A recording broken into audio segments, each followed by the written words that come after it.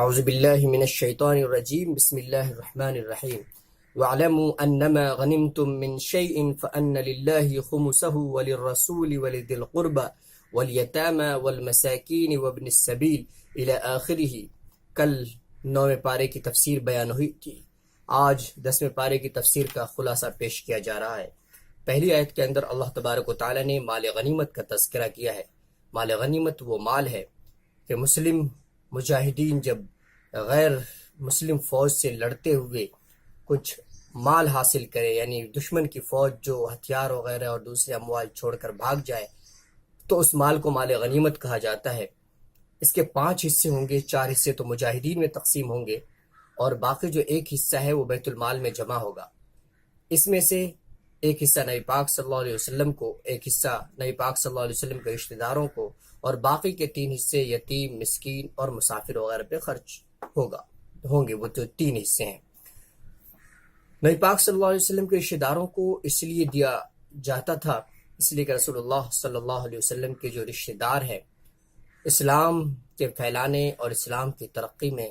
ان کی بڑی قربانیاں ہیں اور ان کا بڑا کردار ہے۔ نیز رسول اللہ صلی اللہ علیہ وسلم کے جو رشتہ دار ہیں انہیں زکوٰۃ کی رقم نہیں دی جا سکتی۔ رسول اللہ صلی اللہ علیہ وسلم کی وفات کے بعد رسول اللہ صلی اللہ علیہ وسلم کا جو حصہ ہے وہ تو ختم ہو گیا، اس لیے کہ نبیوں کے مال کے اندر وراثت جاری نہیں ہوتی۔ رسول اللہ صلی اللہ علیہ وسلم کے جو رشتہ دار ہیں ان کے حصے کے تعلق سے علماء نے لکھا ہے کہ اگر وہ مستحق ہیں، یعنی غریب ہیں، مستحق زکوٰۃ ہیں، تو پھر ضرورت مند ہیں تو انہیں دیا جائے گا، ورنہ نہیں۔ اسی لیے حضرت عمر بن خطاب رضی اللہ تعالی عنہ نے جب حضرت علی رضی اللہ تعالیٰ عنہ کے پاس مال غنیمت کا مال بھیجا تو انہوں نے یہ کہہ کر واپس کر دیا تھا کہ اب ہمیں اس کی ضرورت نہیں ہے۔ اس سے پتہ چلا کہ اگر وہ مستحق ہوں گے، جو سید ہیں، تو انہیں دیا جائے گا، ورنہ نہیں دیا جائے گا۔ اس کے بعد اللہ تبارک و تعالیٰ نے فرمایا کہ اطیعوا اللہ واطیعوا اللہ ورسولہ ولا تنازعوا فتفشلوا وتذهب ريحكم واصبروا ان اللہ مع الصابرین۔ اس آیت کے اندر اللہ تبارک و تعالیٰ نے فرمایا کہ اللہ اور رسول کی اطاعت کرو، آپس میں جھگڑا نہ کرو، ورنہ تم کمزور پڑ جاؤ گے اور تمہاری ہوا اکھڑ جائے گی، اور صبر سے کام لو۔ وہ اللہ تبارک و تعالیٰ نے یہ فرمایا کہ اگر تم آپسی اختلاف میں پڑو گے تو تمہاری جو طاقت ہے، یونٹی اور اتحاد کی طاقت ہے، وہ ختم ہو جائے گی اور پھر تمہاری کوئی حیثیت نہیں رہ جائے گی دنیا کے اندر۔ تو اتحاد کو قائم رکھنے اور آپسی تنازع اور لڑائی جھگڑے سے بچنے کی اللہ کے رسول اللہ تبارک و تعالیٰ نے تلقین کی ہے۔ آگے سورہ انفال کی آیت نمبر 48 میں اس بات کی طرف اشارہ ہے کہ جنگ بدر میں جب کفار لڑنے آئے تھے تو شیطان سراقہ جو قبیلہ بکر کا سردار تھا اس کی شکل میں آیا۔ دراصل ان لوگوں کو یہ خوف تھا کہ ہمارے پیچھے جو ہمارے لوگ ہیں کہیں ہم پر قبیلہ بکر والے حملہ نہ کر دے، تو اس کے سردار کی شکل میں شیطان آیا دکھانے کے لیے اور یہ کہا کہ میں تمہارے ساتھ ہوں اور ہم لوگ تمہارے ساتھ ہیں، اور اس نے یہ کہا کہ گھبراؤ نہیں، ہم تمہارے ساتھ ہیں اور تمہارے جو اموال ہیں، تمہارے جو بیوی بچے ہیں، ان کی ہم ذمہ داری لیتے ہیں۔ اس کے بعد جب ان لوگوں کی شکست ہونے لگی تو وہ سراقہ یہ کہہ کر گیا کہ نہیں، ہم تمہاری کس چیز کی ذمہ داری نہیں لیتے۔ جب جنگ ختم ہو گئی اور ان لوگوں کو شکست ہوئی تو ان لوگوں نے جا کے کہا کہ تم نے ہمارے ساتھ دھوکہ کیا، تو سراقہ نے کہا ہم تو ادھر گئے ہی نہیں۔ دراصل وہ شیطان تھا جس نے کفار کو دھوکہ دیا، اس کا تذکرہ ہے۔ آیت 49 کے اندر منافقین جنگ کے وقت مسلمانوں کو چڑھاتے تھے، اس کا تذکرہ ہے کہ خاص کر جنگ بدر میں مسلمانوں کی تعداد بہت تھوڑی تھی، تو وہ لوگ یہ کہتے تھے کہ ان کے دین نے انہیں دھوکے میں ڈال رکھا ہے کہ ان کی تعداد تھوڑی ہے، ان کے پاس ساز و سامان نہیں جنگ کے، اس طریقے سے ہتھیار نہیں، یہ کیسے جنگ کریں گے۔ اللہ تبارک و تعالیٰ نے دکھا دیا کہ 313 ہونے کے باوجود انہیں فتح سے سرفراز کیا، اور پھر جو منافقین تھے، کفار تھے، ان کو شرمندگی ہوئی۔ اسی طریقے سے آگے اللہ تبارک و تعالیٰ نے یہ حکم دیا ہے کہ اگر تمہیں کسی قوم سے یہ اندیشہ ہو کہ وہ عہد اور صلح کو توڑ دیں گے تو تم صرف اس اندیشے کی وجہ سے صلح کو مت توڑو، یعنی صلح کی خلاف ورزی مت کرو۔ ہاں، اس بات کی اجازت ہے کہ پہلے تم اعلان کر دو صلح کے ختم ہونے کا، پھر جب صلح اور معاہدہ ختم ہو جائے تو پھر دونوں آزاد ہیں اپنے حساب سے عمل کرنے کے تعلق سے۔ اسی طریقے سے آیت 60 میں یہ فرمایا گیا کہ ہر قسم کی دفاعی طاقت، تاکہ مسلمان اپنی حفاظت کر سکیں، ڈیفنس پاور ہر طرح کی جمع کرنے کا حکم دیا گیا ہے تاکہ دشمن اوقات میں رہے۔ اسی طریقے سے آیت 62 اور 63 میں صلح کا ہمیشہ خیر مقدم کرنے کا حکم دیا گیا ہے، اور یہ کہا گیا ہے کہ اگرچہ تمہیں سامنے والے سے یہ خوف ہو کہ وہ دغا بازی کریں گے، وہ صلح کو توڑ دیں گے اور دھوکہ دیں گے، اس کے باوجود یہ کہا گیا ہے کہ اس کے باوجود اگر وہ صلح کے لیے سامنے آتے ہیں تو ان سے صلح کر لو۔ آگے آیت 63 میں ہے کہ اسلام کی برکت سے اوس و خزرج کی جو دو قبیلے تھے مشرکین کے، وہاں پہ مدینے کے اندر ان کی پرانی دشمنی محبت اور اخوت میں ایسی تبدیل ہو گئی کہ اگر پوری دنیا کی دولت بھی خرچ کر دی جاتی تو ایسی محبت کبھی قائم نہیں ہو سکتی تھی۔ آگے اللہ تبارک و تعالیٰ نے جنگ بدر کے قیدیوں کے تعلق سے فرمایا کہ جنگ بدر کے جو قیدی تھے ان کے ساتھ جو معاملہ ہوا کہ رسول اللہ صلی اللہ علیہ وسلم نے ان سے فدیہ لے کر انہیں چھوڑ دیا تھا، تو اللہ تبارک و تعالیٰ نے اس پہ ناراضگی کا اظہار کیا، یعنی ان لوگوں کو قتل کر دینا چاہیے تھا، اس لیے کہ وہ اللہ کے رسول صلی اللہ علیہ وسلم کے جانی دشمن تھے، مسلمانوں کو بہت زیادہ ستایا تھا، اور ان کو قتل کرنے کی صورت میں یہ ہوتا کہ ان کی جو طاقت تھی وہ ختم ہوتی، ان کا زور ٹوٹ جاتا، اور ہمیشہ کے لیے وہ ان کی ہمت پست ہو جاتی اور آگے مسلمانوں کو وہ ستانے کی ہمت نہ کرتے، جیسا کہ جنگ احد کے اندر، جنگ احزاب کے اندر ان لوگوں نے ہمت کی تھی۔ یہ خاص حکم اس وقت کے لیے تھا، ورنہ اس کے بعد سورہ محمد کے اندر اللہ تبارک و تعالیٰ نے واضح طور پہ فرما دیا کہ اب چونکہ کفار کی جنگی طاقت ٹوٹ چکی ہے، اسی لیے اب نہ صرف یہ کہ فدیہ لے کر قیدیوں کو چھوڑا جا سکتا ہے، بلکہ بغیر فدیہ لیے بھی قیدیوں کو چھوڑا جا سکتا ہے بطور احسان کے۔ جنگ بدر کے قیدیوں میں سے کچھ پڑھے لکھے تھے، ان کے ساتھ اللہ کے رسول صلی اللہ علیہ وسلم نے معاملہ کیا تھا کہ انہیں یہ طے کیا تھا کہ مسلمانوں میں سے 10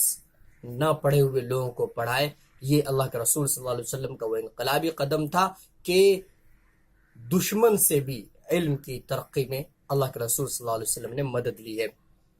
آگے جنگ بدر کے کچھ قیدیوں نے مسلمان ہونے کی خواہش ظاہر کی تھی، ان کے تعلق سے ہے کہ ان لوگوں نے مسلمان ہونے کی جب خواہش ظاہر کی تو اللہ کے رسول صلی اللہ علیہ وسلم نے یہ کہا کہ اگر تم اسلام قبول کرو گے تو اس کا اجر تمہیں آخرت میں ملے گا، لیکن یہاں پر تو جو فدیہ کی رقم سب کے لیے طے ہوئی ہے وہ دینا پڑے گا۔ سورہ انفال کی آیت نمبر 72 میں یہ حکم ہے کہ مہاجر مسلمان نہ تو مکہ میں رہنے والے اپنے رشتہ دار کے وارث ہوں گے، اگرچہ وہ مسلمان ہی کیوں نہ ہو۔ اسی طریقے سے جو لوگ مکہ آ گئے، اگر ان کا انتقال ہو گیا اور ان کے وارثین مدینے کے اندر ہیں تو وہ بھی وارث نہیں ہوں گے، اور مدینے والے بھی مکہ والے کے وارث نہیں ہوں گے۔ یعنی اسلام کے اندر اختلاف دین کی وجہ سے وراثت کا حق نہیں ہوتا، اسی طریقے سے اختلاف دارین یعنی ملک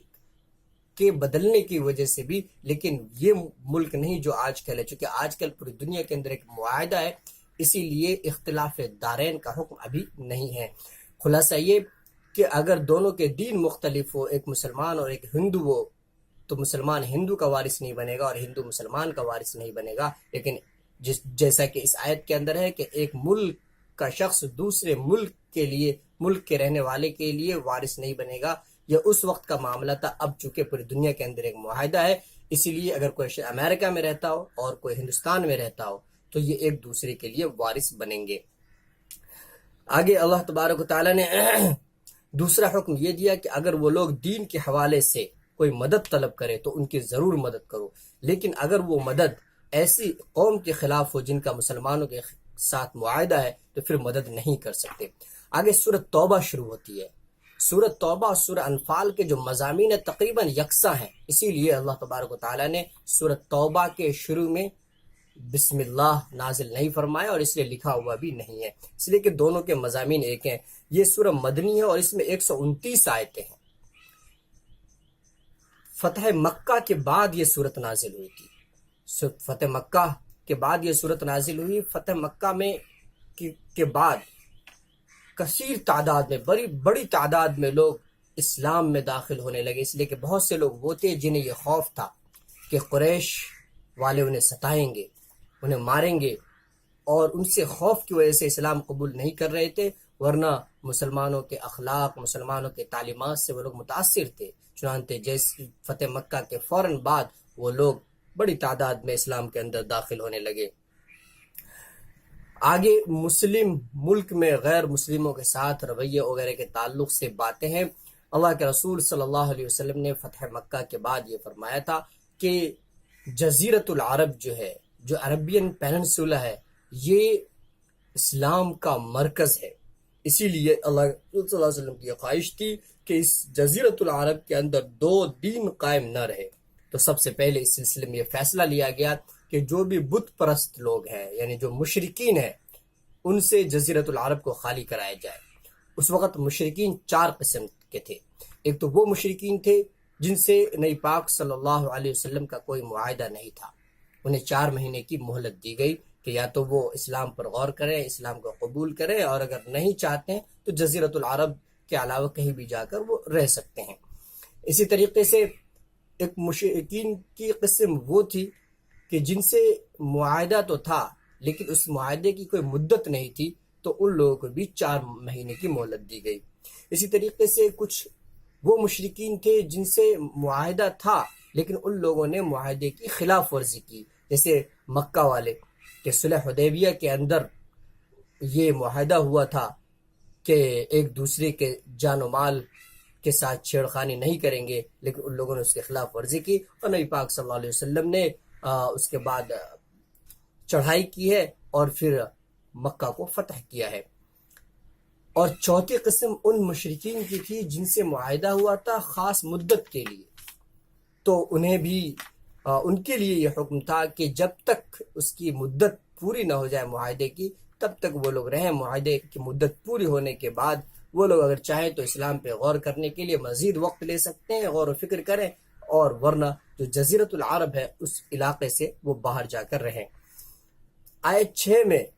مشرکین کی مذکورہ قسموں کو اپنی مہلت کے علاوہ مزید یہ سہولت عطا فرمائی گئی کہ اگر ان میں سے کوئی مزید مہلت مانگے اور اسلام کی دعوت پر غور کرنا چاہے تو اسے پناہ دی جائے اور اللہ کا کلام سنایا جائے، یعنی اسلام کی حقانیت کے دلائل سمجھائے جائے، اور ایسی امن کی جگہ فراہم کی جائے جہاں وہ اطمینان کے ساتھ کسی دباؤ کے بغیر اسلام کی حقانیت پر غور کر سکے.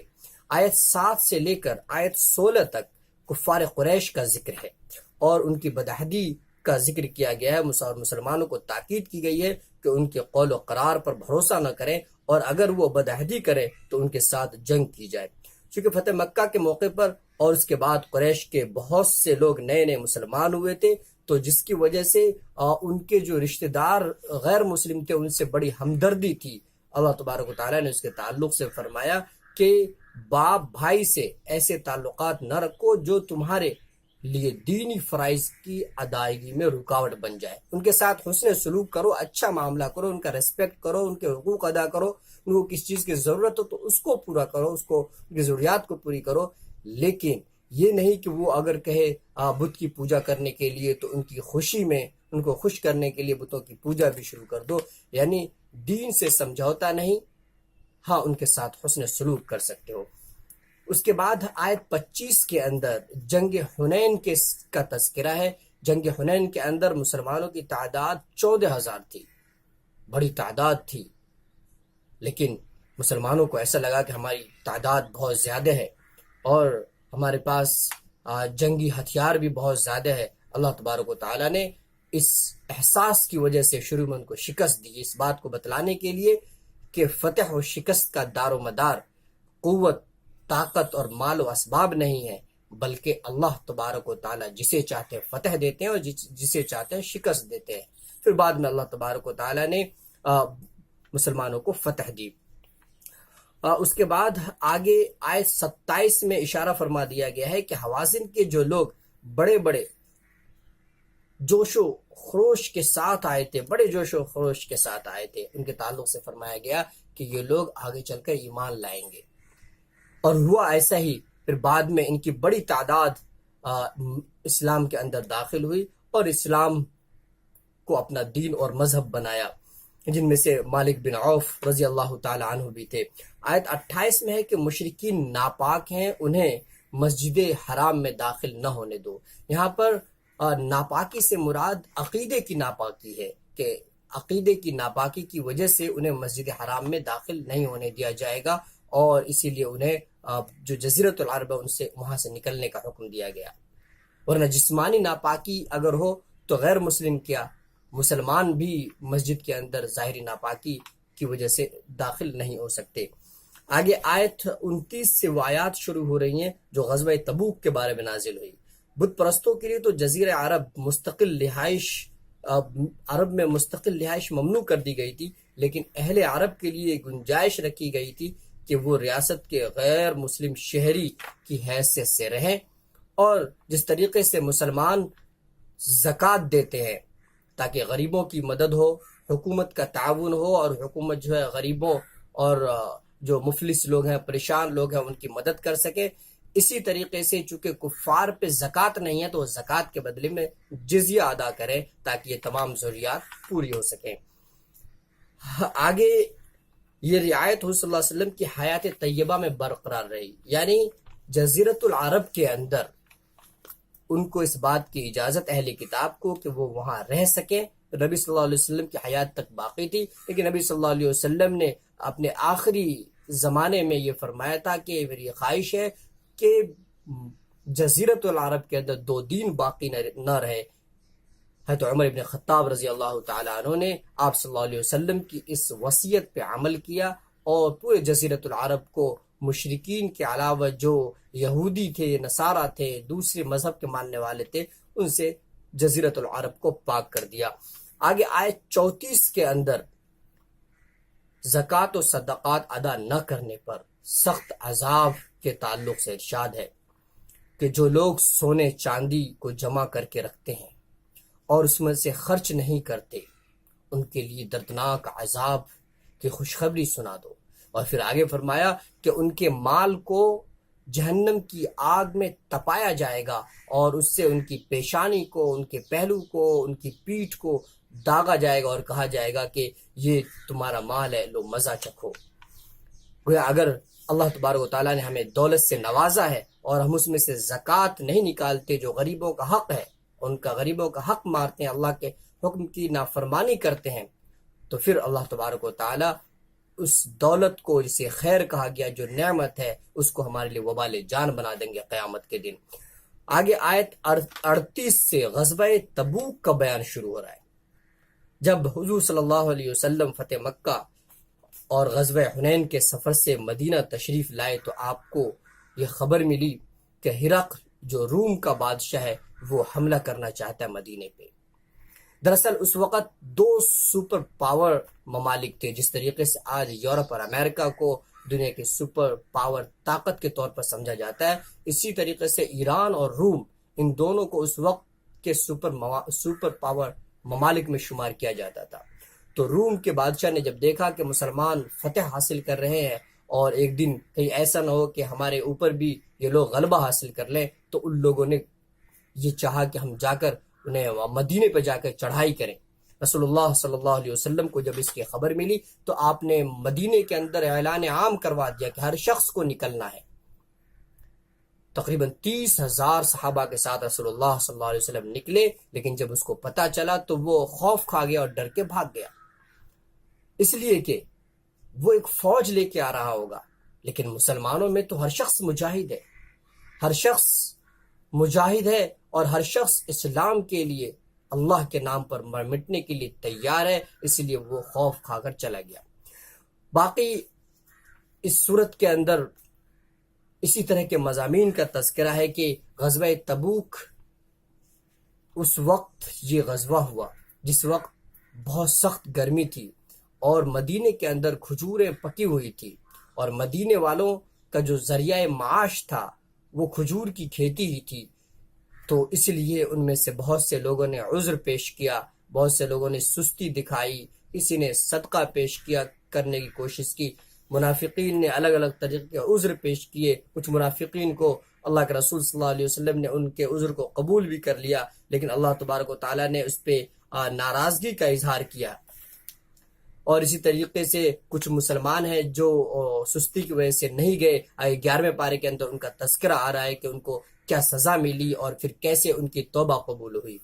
اس پارے کی، اس سورت کی یعنی سورت توبہ کی آیت نمبر 40 کے اندر، غار ثور کے اندر جو اللہ کے نبی صلی اللہ علیہ وسلم اور حضرت ابوبکر صدیق رضی اللہ تعالیٰ عنہ چھپ گئے تھے، یعنی جب مدینے کے لیے ہجرت کر کے جا رہے تھے تو جو مکہ والے تھے انہوں نے پیچھا کیا تھا، اور جو مکہ والے تھے وہ اتنے ماہر تھے قدم کے نشانات کو پہچاننے میں کہ اگر کوئی شخص کہیں سے گزرتا تو زمین پر جو اس کے قدم کے نشانات بنتے تو ان نشانات کو دیکھ کر وہ سمجھ جاتے کہ یہاں سے انسان کس وقت گزرا ہے، کس عمر کا آدمی گزرا ہے، اور اس کی ہائٹ اور اس کا وزن کیا ہوگا۔ چنانچہ اللہ کے رسول صلی اللہ علیہ وسلم اور حضرت ابوبکر صدیق رضی اللہ تعالیٰ عنہ کے نشان قدم کو دیکھتے دیکھتے وہ لوگ غار ثور تک پہنچ گئے، جہاں پر اللہ کے رسول صلی اللہ علیہ وسلم اور حضرت ابوبکر صدیق رضی اللہ تعالیٰ عنہ تھے۔ حضرت ابوبکر صدیق رضی اللہ تعالیٰ عنہ نے وہاں سے ان لوگوں کے قدم بھی دیکھ لیے، لیکن اللہ تبارک و تعالیٰ نے اپنی قدرت سے ایسا کیا کہ اس پر مکڑی کے جالے بنوا دیے تھے، جس کی وجہ سے ان لوگوں کو ایسا لگا کہ اگر انسان اس کے اندر داخل ہوگا تو مکڑی کے جالے اتنی جلدی کیسے بن جائیں گے، تو اس کی وجہ سے وہ واپس ہو گیا۔ اس وقت کا تذکرہ ہے کہ اس وقت حضرت ابوبکر صدیق رضی اللہ تعالیٰ عنہ نے نبی صلی اللہ علیہ وسلم سے خوف کا اظہار کیا، تو رسول اللہ صلی اللہ علیہ وسلم نے فرمایا تھا کہ ڈرو نہیں، اللہ ہمارے ساتھ ہے۔ اس کے بعد آیت 60 میں صدقات کے 8 مصارف بیان کیے گئے کہ زکوٰۃ اور صدقات ہم کن کو دے سکتے ہیں۔ پہلے نمبر پہ فرمایا کہ فقیر کو، مسکین کو، اسی طریقے سے ان اہلکاروں کو جو صدقات کی وصولی پر مقرر ہوتے ہیں، اسی طریقے سے مؤلفت قلوب یعنی جن کی دلداری مقصود ہو، وہ جو نو مسلم لوگ ہیں ان کی، یا جو غیر مسلم ہیں ان کے لیے ہے۔ اسی طریقے سے غلاموں کو آزاد کرانے کے لیے، قرض داروں کے لیے، اسی طریقے سے جو مسافرین ہیں ان کے لیے، جو لوگ اللہ کے راستے میں ہیں یعنی مجاہدین ہیں ان کے لیے زکوٰۃ اور صدقات کے مال ہیں۔ فقیر اور مسکین کے درمیان کا فرق کچھ لوگوں نے اس طریقے سے کیا کہ فقیر تو وہ ہے جس کے پاس کچھ بھی مال نہ ہو،